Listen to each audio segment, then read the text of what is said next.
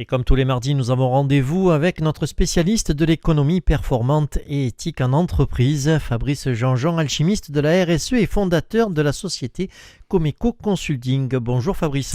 Bonjour André, bonjour tout le monde et bon appétit. Alors Fabrice, aujourd'hui nous allons parler d'une vieille dame de l'économie, si je puis m'exprimer ainsi, j'ai nommé l'ESS. Tout à fait, alors rassurez-vous, ce n'est pas du tout un gros mot, non, pas du tout. ESS veut tout simplement dire économie sociale et solidaire. Attendez Fabrice, là vous êtes en train de nous expliquer qu'une économie peut être sociale et solidaire. Vous êtes sûr que vous ne vous trompez pas ? Mais non, pas du tout mon cher André. Vous avez bien entendu, nous allons parler d'une économie qui se veut sociale et solidaire. Alors sachez que lorsque je parle de vieille dame de l'économie, ce n'est pas faux puisque la datation au carbone 14 et les archives nous donnent une date assez précise de l'économie sociale et solidaire dont la création, si je puis dire ainsi, se situe entre 1835 et 1850. Une fourchette qui s'explique par l'évolution des valeurs qui la composent puisque réellement les premières ébauches sont estimées vers 1820. Pourtant, l'économie sociale et solidaire ne semble pas avoir vu le jour. Eh bien non, mon cher André. Tout d'abord, l'économie sociale et solidaire est un modèle économique qui se porte bien et même très bien. Reprenons du début. Ce n'est pas que ce modèle économique n'était pas viable qui n'ait pas pris sa place, mais tout simplement parce que la révolution industrielle de 1850 arrive et comme son nom l'indique, elle révolutionne tout. Elle arrive avec la promesse des lendemains qui chantent, des machines qui feraient le travail des hommes et des femmes pour leur améliorer la vie. La suite, nous la connaissons, une surenchère qui ne cesse de précipiter ce monde économique dans un gouffre sans fin jusqu'à épuisement des ressources naturelles. Alors Fabrice, comment avez-vous découvert l'économie sociale et solidaire et quels sont ses principes ? Eh bien tout simplement en 2012, lorsque j'ai découvert la RSE, je me suis penché sur le sujet et j'ai découvert une étude réalisée par l'INSEE et France Stratégie qui mettait en avant les modèles économiques et les structures qui avaient le mieux résisté à la crise financière de 2008 et 2009. Leur conclusion était sans équivoque, je la cite souvent en référence. Toutes les entreprises à travers le monde qui ont résisté et qui, même mieux, qui au plus fort de la crise enregistraient des taux de développement de près de 10% par an, étaient en modèle économie sociale et solidaire avec une attitude forcément RSE puisque la RSE puise son ADN dans l'économie sociale et solidaire et donc ce, quelle que soit leur activité, leur taille et leur structure. Pour ma part, je trouve cela juste énorme, aucun autre point en commun que celui-là. Tout le monde n'a pensé qu'à capitaliser pour finir par capituler. Alors il est vrai que l'ESS regroupe en grande partie un ensemble de coopératives, de mutuelles, d'associations, de syndicats et de fondations fonctionnant sur les principes d'égalité des personnes, de solidarité entre membres et d'indépendance économique.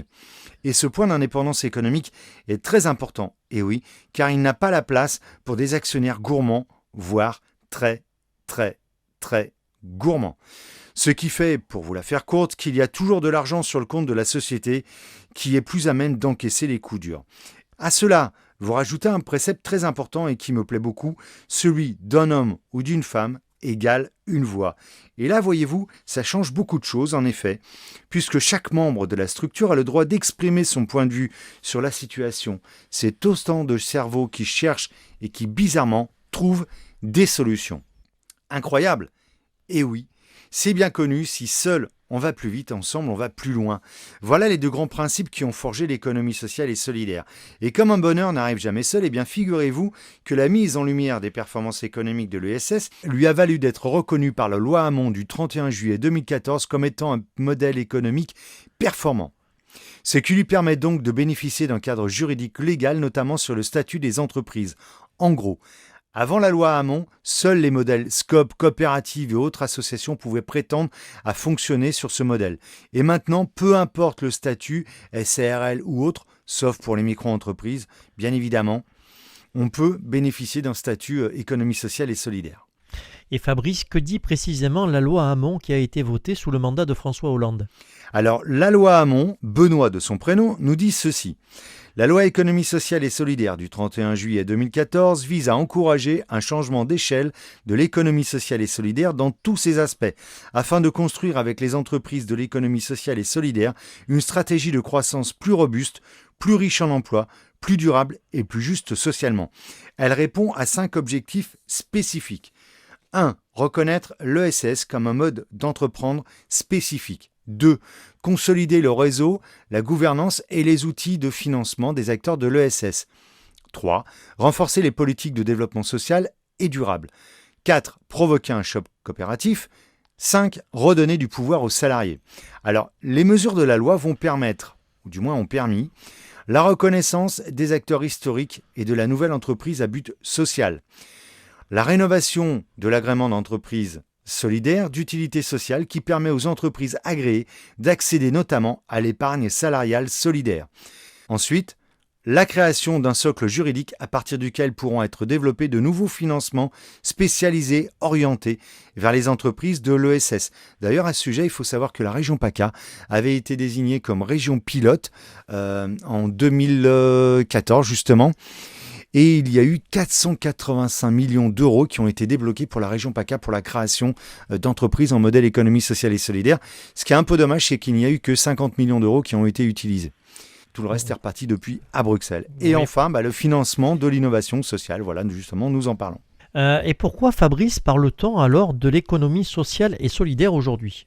Eh bien, tout simplement, tous les ans, au mois de novembre, nous célébrons le mois de l'économie sociale et solidaire. Il y a plein de manifestations qui vont être mises en place. Je vous invite à vous rapprocher, à vous informer sur le site de la CRES, la Chambre régionale d'économie sociale et solidaire. Et je n'ai qu'un mot à dire. À tous les créateurs et créatrices, porteurs de projets et même si vous avez déjà créé votre entreprise, je vous invite fortement à vous rapprocher donc de la Chambre régionale d'économie sociale et solidaire qui se trouve à Marseille. Vous trouverez une équipe formidable présidée par monsieur Philippe Denis. Et je crois savoir, Fabrice, que vous êtes en modèle économique, social et solidaire, vous également. Et oui, André, décidément, on ne peut rien vous cacher. J'ai d'ailleurs pu participer avec grand plaisir aux travaux Horizon 2020 organisés par la CRES. Histoire de partager avec vous la joie de rendre le monde chaque jour meilleur. Un grand merci Fabrice pour toute cette introduction au mois de l'économie sociale et solidaire. Je rappelle que si on veut un peu plus de renseignements sur votre activité, le plus simple est de consulter votre site internet www.comeco-paca.com. Merci Fabrice, puis à la semaine prochaine pour une autre chronique. Au revoir. À la semaine prochaine, au revoir tout le monde. Merci.